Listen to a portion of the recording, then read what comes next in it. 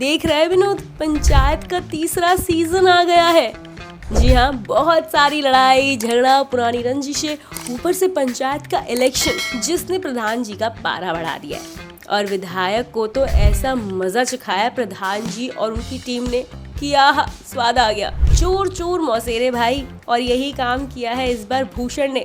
अरे वही बन राकस जो विधायक जी से हाथ मिलाकर फुलेरा में पंचायती का चुनाव लड़ेगा। सचिव जी तीनों सीजन में परेशान है कि पेपर नहीं निकल रहा, पेपर नहीं निकल रहा, पेपर नहीं निकल रहा। कहाँ से निकलेगा पेपर?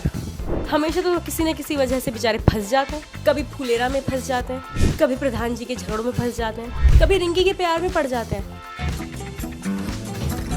इधर टेंशन, झगड़ों और पढ़ाई के बीच शुरू हो रहा है रिंकी और सचिव जी का रोमांस। अच्छी कॉमेडी, अपनेपन का स्वाद और एक बार फिर से सस्पेंसिव क्लाइमैक्स।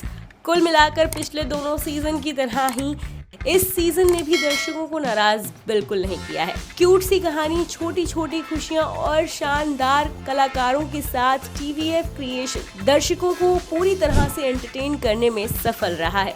चलिए करते हैं पंचायत सीजन 3 की थोड़ी सी अनबॉक्सिंग। अगेन पिछले दोनों सीजन की तरह ही सबने अपने कैरेक्टर्स के साथ जो कमाल किया है वो काबिल तारीफ है। Neena Gupta, Raghubir Yadav, Jitendra Kumar, Pankaj Jha, Durgesh Kumar, Sanvika, Chandan Roy, Faisal Malik, Suchitra Rajbhar, Pankaj Jha, each and everyone is mind blowing.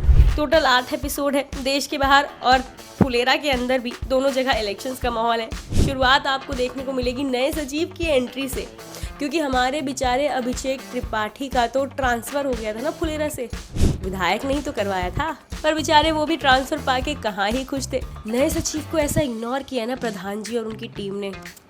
तौबा तौबा तौबा, ऐसे तो आप बिन बुलाए मेहमान को भी इग्नोर नहीं करते। और नए सचिव जी का एटीट्यूड गजब का। भाई इतना एटीट्यूड तो मुझे कभी मेरे घर की शादी में फूफा और जीजा का भी नहीं दिखाई दिया, जितना एटीट्यूड ये जनाब दिखा रहे थे प्रधान जी को। पर प्रधान जी भी कहाँ कम है, ट्रांसफर रुकवाने के लिए सचिव जी का फुलेरा से लेके लखनऊ तक लड़ गए। बहरहाल ये पल पल की खबर रिंकी जी फोन के जरिए अपने सचिव जी को देती हैं और सचिव जी बिल्कुल उनका फोन बजते ही ऐसे हो जाते हैं जैसे मैं अपने क्रश का मैसेज देख के हो जाती हूँ। वाह क्या सीन है। पर हम दोनों की लव स्टोरी बिल्कुल सेम है। न वो दोनों खुल के बोल पा रहे हैं और ना ही मैं। एक मजेदार कैरेक्टर आपको और दिखने वाला है। भाई मैं तो फैन हो गई हूँ। दादी जी ने जो लाइमलाइट बटोरी है ना, इतनी शानदार एक्टिंग की है अम्मा ने। इस उम्र में भी दादी ने कमाल कर दिया है एकदम। बिल्कुल ऐसी एक्टिंग की है जैसे मेरे घर में जब मेरी बुआ नौटंकी मचाती है ना, बिल्कुल बिल्कुल ऐसी दिखाई देती हैं वो भी। लेकिन ये अम्मा ने सचिव जी की टेंशन भी बहुत तगड़ी तरह से बढ़ाई है। बेचारे प्रधान जी को पंचायती चुनाव जिताने के लिए पता नहीं क्या क्या इस बार सीजन में पापड़ बेलते हुए आपको नजर आने वाले हैं। लेकिन भाई जो भी हो, ये 4 की चौकड़ी है बड़ी कमाल की। हर मुसीबत का हल है इनके पास। लेकिन एक मुसीबत का हल जो ये लोग भी नहीं निकाल पा रहे हैं वो है ये बन राकस जी। घर का भेदी लंका ढाए, यही वो इंसान है फुलेरा का विभीषण, जो कि फायदा उठा रहा है इस बार विधायक जी का कि इस बार पंचायत का चुनाव तो लड़के रहेंगे और प्रधान जी को हराएंगे भी। और वो अकेले नहीं है, विनोद भी उनके साथ मिलकर इस बार प्रधान जी के खिलाफ हो चुका है। पूरी की पूरी स्टोरी इस बार इसी के ऊपर टिकी है कि कैसे इस बार फुलेरा 2 हिस्सों में बढ़ चुका है, जिसका फायदा भूषण उठाने की कोशिश करता है, लेकिन उसके साथ भी ऐसे ही हो जाता है।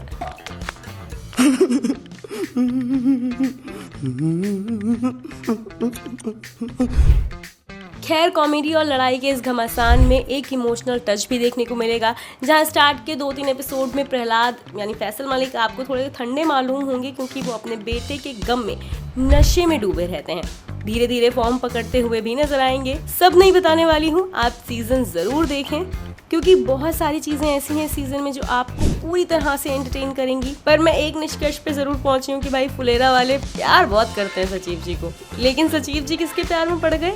रिंकी के। और रिंकी का कैरेक्टर जो है वो बिल्कुल मेरी तरह है। वो कोशिश तो करती है पढ़ने की, पर पढ़ नहीं पाती। अब दोनों चाय कहाँ पियेंगे ये भी सवाल हो चुका है, क्योंकि टंकी तो बंद हो गई है। अब दोनों कैसे मिलते हैं, कैसे इनकी स्टोरी आगे बढ़ती है, ये आपको सीजन में पता चलेगा।